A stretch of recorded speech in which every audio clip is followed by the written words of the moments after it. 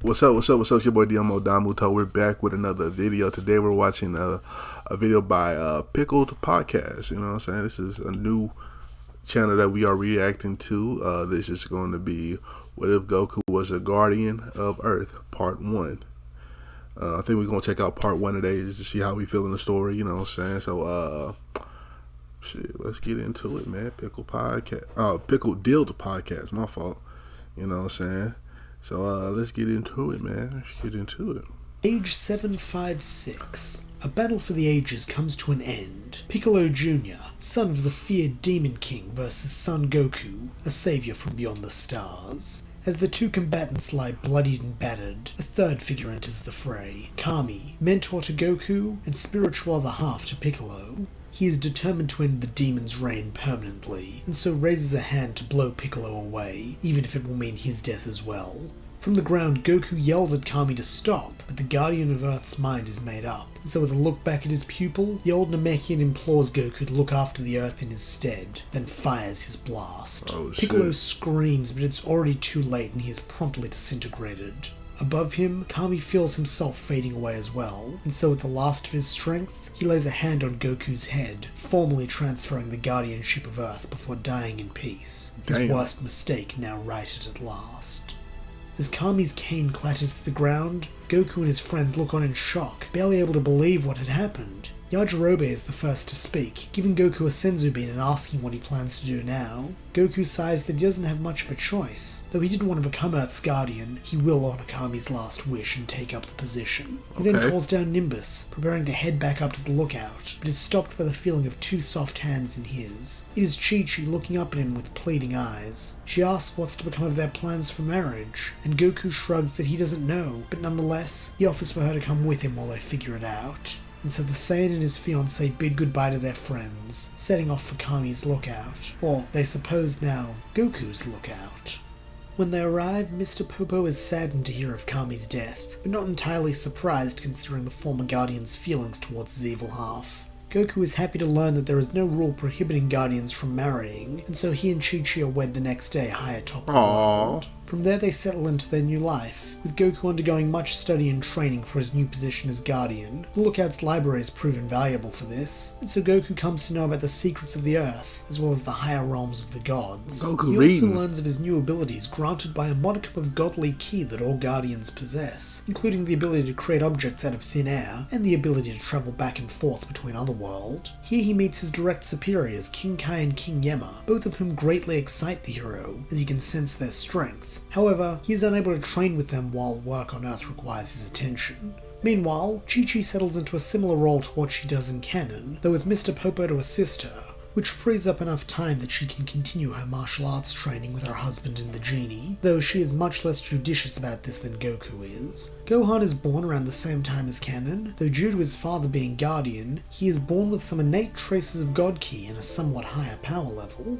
Another key difference is that Chi-Chi allows Goku and Mr. Popo to occasionally give Gohan's lesson in martial arts. Her reasoning being that since Kami and Goku are both martial artists, it may be a prerequisite for guardianship. And make no mistake, it is Chi-Chi's fondest wish that Gohan one day become Guardian, not out of any particular reverence for the position, but rather for the sake of ambition. After all, a son who is a scholar is impressive, but it is nothing compared to a son who is literally God, or at least the God of Earth. Nonetheless, most of Gohan's time is still spent studying, with Chi-Chi capitalizing on the Lookout's library and the secrets it holds which no other human would ever know. So, while the boy is more powerful than in canon, he is nowhere near his father or Mr. Popo as of yet. The first major challenge to Goku's reign as Guardian comes roughly 5 years into his tenure, when a pod comes crashing to Earth. Using his divine sight, Goku is able to see this invader and sense the evil in his heart, but in an attempt to follow Kami's example, he stays up on the lookout, trusting his friends to handle this new threat. Gritting his teeth, Goku watches as this giant of a man with a tail much like his own accosts an innocent farmer, then flies off in search of the highest power level he can find.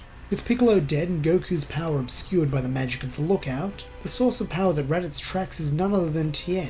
Knowing that Tien is no match for him, Raditz grills the Triclops over the location of his brother Kakarot. but Tien protests that he doesn't know anyone by that name. Raditz snarls that's a shame, since that information was the only thing keeping the human alive, before firing a small key bolt which blows a hole in Tien's side. Tien drops to the ground, and Raditz sneers that he's not even worth finishing off when he can just allow nature to take its course. He then taps his scouter once more, and after confirming that no one stronger or even on par with Tien is in range, Raditz concludes that Kakarot must have died a long time ago. He then declares that he guesses it falls to him to finish his brother's job and clear away the human scum so that Lord Frieza can sell this world, before flying off in search of a population center to destroy. This proves too much to Goku. With the Dragon Balls gone, he cannot afford to allow this monster to go on a rampage, and so even if it's not what Kami would have done, he knows he has to intervene. Silently apologizing to the spirit of the former Guardian, Goku leaps off the lookout, stopping first at Korin's tower, where the cat is happy to provide his new boss with a crop of sensu beans before flying at top speed to Tien's side. Even at his best, Goku is almost too late to save Tien, and as he kneels down to give the fallen warrior a bean, he urges him to gather the others, since if his read on this guy is right, he is stronger than any foe they've ever faced before. Goku doesn't even wait for a reply, flying in pursuit of Raditz, and thankfully catching up to him before he can harm anyone else. The invading Saiyan is struck dumb by this appearance, not sure how his brother could have blindsided him like this. Nonetheless, he hails Goku, calling him Kakarot, but is greeted by hostility as Goku orders him to leave now or face the consequences.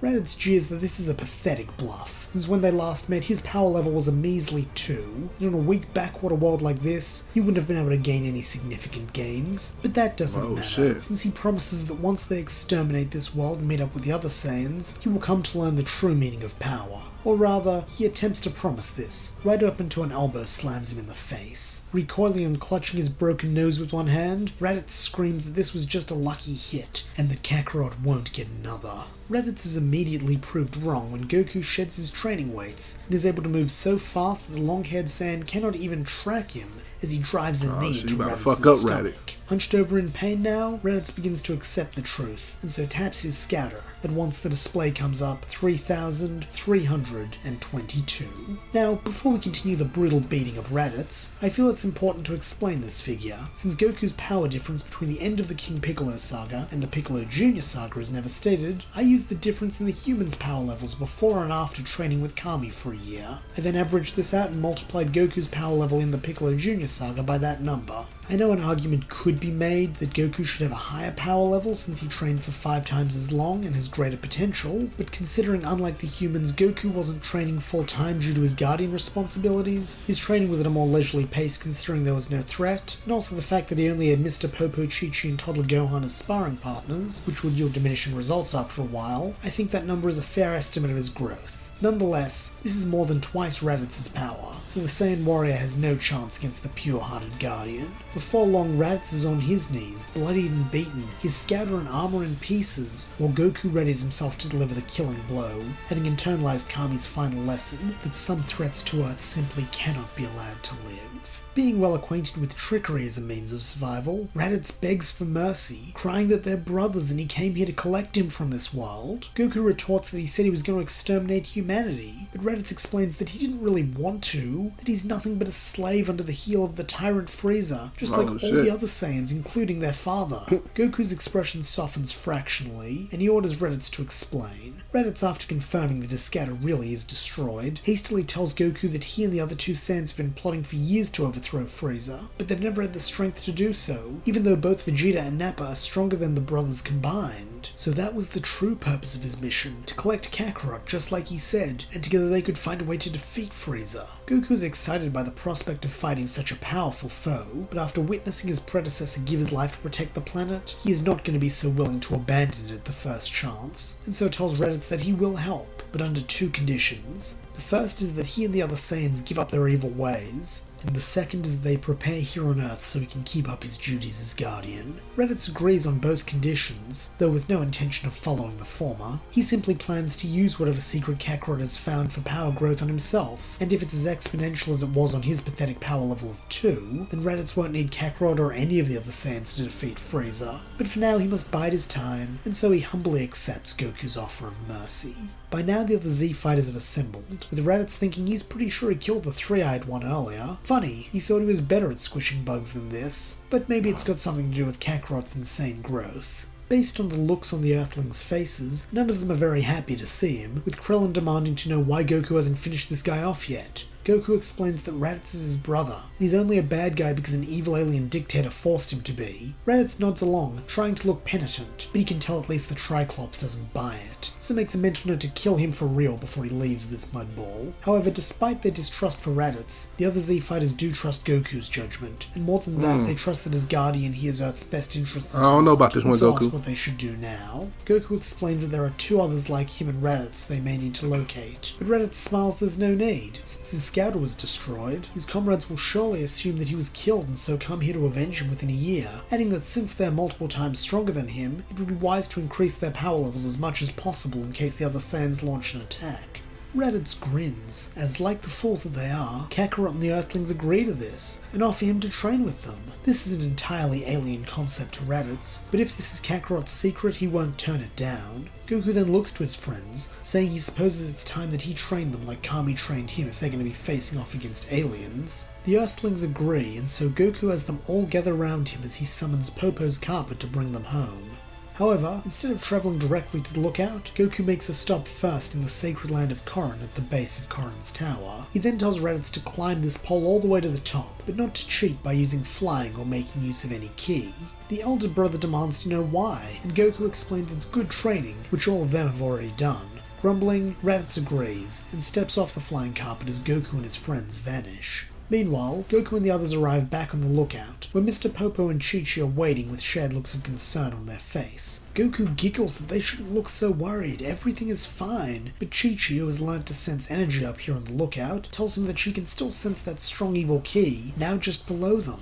Goku replies that it's his brother Raditz, and he's on his way to train with Master Korin before he comes up here to train with all of them. Chi-Chi snaps there's no way she's letting some bad guy near her Gohan, even if he is Goku's brother, which makes Goku snap his fingers like he's had an epiphany, and he says that he remembers that he wants her and Gohan to join them all in training. Chi-Chi crosses her arms, saying that some light training with him or Popo is one thing, but to have Gohan train with his friends at their level is way too dangerous. Goku pleads that it's important since they might have to fight 2 more Saiyans in a year, but this is exactly the wrong thing to say, as Chi-Chi swiftly picks up Goku's Guardian Staff and smacks him over the head with it, reminding him that Gohan is 4 years old, and so will not be fighting any evil spacemen. Tentatively, Goku suggests that he might be 5 by the time the Saiyans come, but this makes no difference, simply earning Goku another head whack before his wife storms away. As Goku and Mr. Popo get down to business beginning the humans training, Raditz finally reaches the top of Korin's tower, having only taken about 10 minutes thanks to his exceptional power by Earth standards. But even power doesn't prepare him for what he finds when he reaches the top, a fluffy white cat and a portly samurai playing shogi.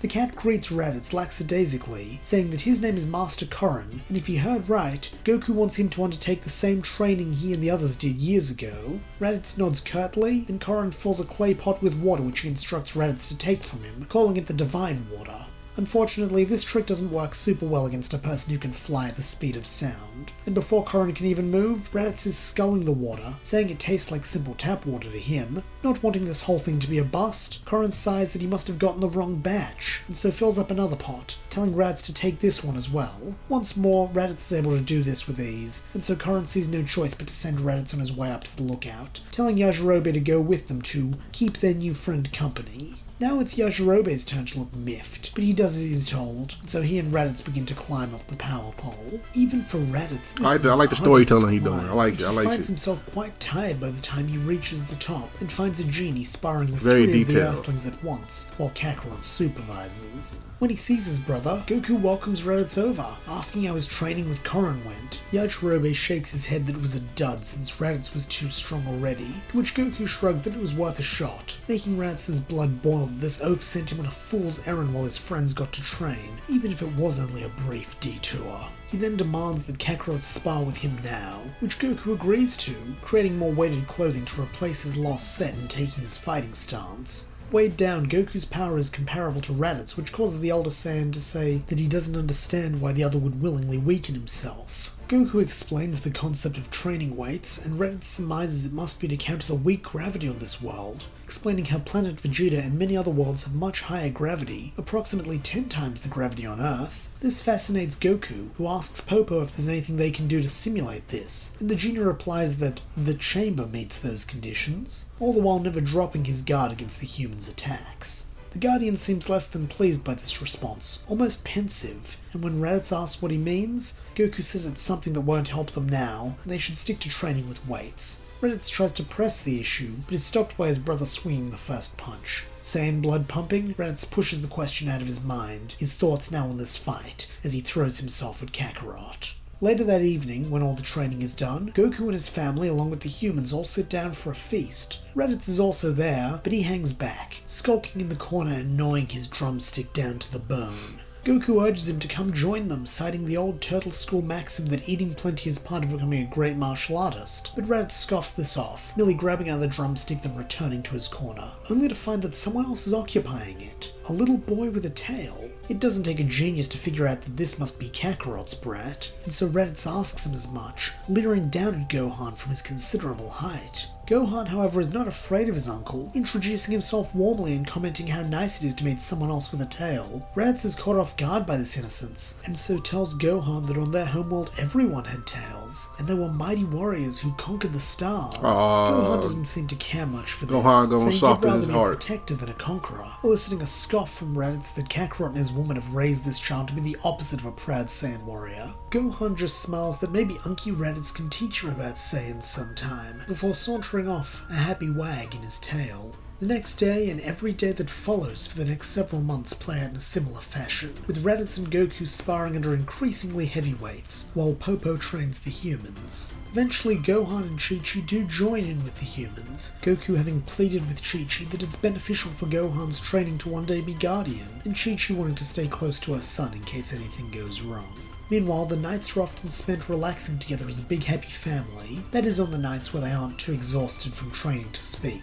At first, Raditz takes no part in these gatherings, choosing solitude like he did on the first night, but Gohan continues to pester him to tell him stories about the Saiyan race and his adventures in space. Raditz can't help but feel fondly towards the kid who for the first time treats him as neither an enemy nor a slave, and so starts opening up ever so slightly, even if he still thinks he's weird for lacking any semblance of Saiyan pride. By the end of the second month of training, he will occasionally join Gohan for meals, and by the end of the fourth, he doesn't even have to be invited. Around the 6-month mark, the humans and Gohan reach a point where their power can rival Mr. Popo, and so Goku deems them ready to begin training with himself and Raditz. The group then begins splitting into pairs for sparring, with Gohan often choosing Raditz as his preferred partner. Goku also makes use of the Lookout's facilities, having the group use the Pendulum Room to mentally travel back in time for practice battles. Thanks to Raditz's presence, Goku is able to use his brother's memories to create versions of Vegeta and Nappa for the group to battle in the room, thus allowing themselves to familiarize with the Saiyans' tactics and power. By now, Goku has come to trust Raditz, feeling most of the evil fall away from his heart. Though darkness still dwells there, he can feel it lessening with every day, and so when the group finally can hold their own against Phantom Vegeta, Goku finally shares with them the Lookout's last secret, the hyperbolic time chamber. Oh, shit. Goku explains the time dilution of the room as best he can, though since he's not exactly a mathematician, Popo has to take over midway. The genie also explains the limitation of the room, specifically the lack of food meaning only 2 people can enter if they wish to make use of a full year, as well as the fact that there is a 2-year limit for each person. If a person is inside for more than 2 years, the door will vanish and they will be trapped forever. Goku asks if he can fix these issues, and Popo promises to try, though warns it will take time, probably more time than they have before the Saiyans arrive, so for now they'll have to manage their time in the chamber carefully. Everyone agrees and so begins dividing up in pairs. Chiaotzu decides not to enter, thinking the conditions will likely be too intense, and so decides to work on improving his telekinetic techniques instead. Yajirobe tries to skive off as well, but Chi-Chi stops him, saying that if he drops out too, there will be an uneven number of training partners. Goku is pleased to see that his wife doesn't even consider pulling Gohan out to even the numbers, which in the past he's certain she would have done, since by now the boy has proven his resilience and deservedness to be a part of this group 100 times over. The final teams are as follows: Goku and Raditz, Tien and Yamcha, Krillin and Yajirobe, and finally Chi-Chi and Gohan. The two fully human teams go first. Chi-Chi and can stand more than Gohan. 3 months apiece in the endless crushing void. Chi-Chi at this point begins to reconsider her decision to go in with Gohan, but Goku comes up with an idea that he and Raditz join Gohan and Chi-Chi in the chamber with a goal of training for 6 months. That way their food should last, and he can be there to support his wife and son, a compromise which Chi-Chi accepts, even if she still is a bit leery about Raditz being near Gohan. Tien is then deputized as the interim guardian for a few hours, while the family enter the Room of Spirit and Time. The endless whiteness of the void beyond their living quarters is hard for the four of them to comprehend, while the gravity puts Chi-Chi and Gohan on their knees as soon as they step outside. Goku fares a little bit better, having been in here briefly and possessing greater power than back then, but even still it takes him a few hours to really get his bearing, while for Raditz this is normal. Here he is able to earn a few brownie points with Chi-Chi, giving Gohan some tips on how to adjust to the increased gravity, recounting how once Frieza sent him and the others to a world with 50 times Earth's natural gravity. Nonetheless, it takes the group about a day to all be up and moving around the time chamber, and another day or two before they can move unencumbered. From here, training resumes, often with Goku and Raditz acting in the place of Vegeta and Nappa to help Chi-Chi and Gohan for potential 2v2 combat. But power is not the only thing growing. At night, while Goku and Raditz train as the other two sleep, they begin to bond and share stories of their pasts, with Goku telling his brother about his adventures growing up, while Raditz tells the much sadder story of his life of servitude under Vegeta and Frieza. This allows the pair to truly come to understand each other, and for Raditz to put aside the last of his plans to betray Goku.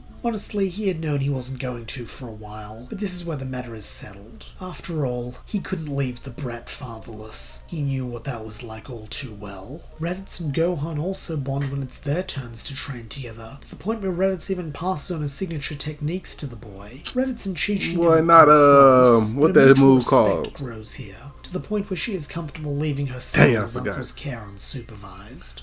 When their 6 months are up, the family depart the chamber with their bodies exhausted but their spirits and power at an all-time high. From there, training resumes as per normal, though Gohan begins to gravitate more towards the other Saiyans while training, since none of the humans can match him anymore. There is one final preparation Goku makes in the lead up to the invasion of the Saiyans, and that is to offer Raditz to drink the Ultra Divine Water. Unlike the first time with the Divine Water, this is an offer rather than an order, and Goku gives Raditz the full story of how dangerous the water can be, but also the power it can grant him if he survives. He does not offer this to anyone else, having concluded from what Raditz told him about Saiyan physiology that the only reason he was able to survive the water's effects is because of his heritage. Raditz, thanks to his Saiyan pride, agrees, heading back down to Korin's tower. Goku watches over his brother during the following days as the water takes effect, and it pains him to see someone he has come to care about suffer like this, but nonetheless he has faith in his fellow Saiyan warrior, a faith which is rewarded 3 days later when Raditz returns to the lookout, his power closing in on Goku's.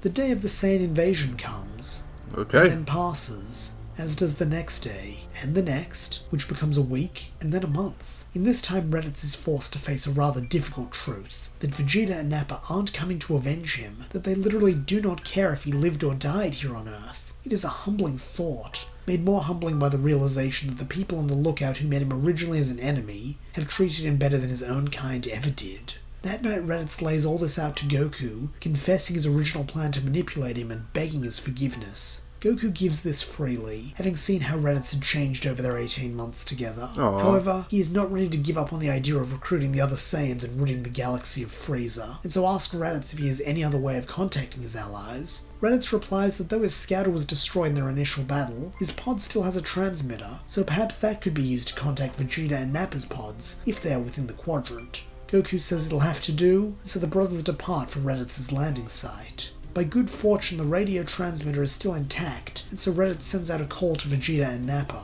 For a few hours they receive no response, but just as they are about to call it quits, the acerbic voice of Vegeta barks through the speaker, growling that he thought Raditz was dead, and demanding to know where the little rat has been hiding for the last year. Raditz replies that he's on a world called Earth, and asks the prince to rendezvous with him ASAP, since he found his brother Kakarot. Vegeta sounds unimpressed, but Raditz cuts him off, an act which incenses the prince, but it's worth it a moment later when Raditz says something Vegeta never would have imagined, that he believes Kakarot to be the legendary Super Saiyan.